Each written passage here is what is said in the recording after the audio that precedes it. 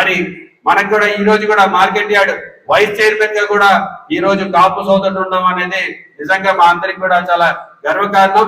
భవిష్యత్తులో కూడా ఇంకొకటి కూడా తెలియజేస్తున్నాను, ఈ పార్టీలో మరొకసారి కులంకి మతానికి సంబంధం లేకుండా ప్రతి ఒక్కరి అభ్యున్నతి కోసం మన పార్టీ కృషి చేస్తుంది.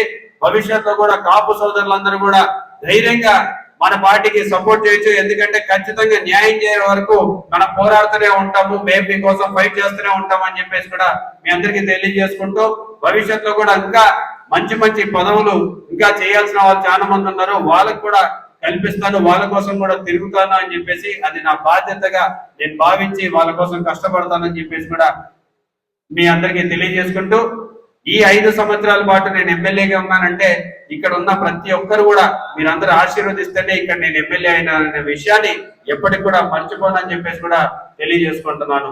ఎందుకంటే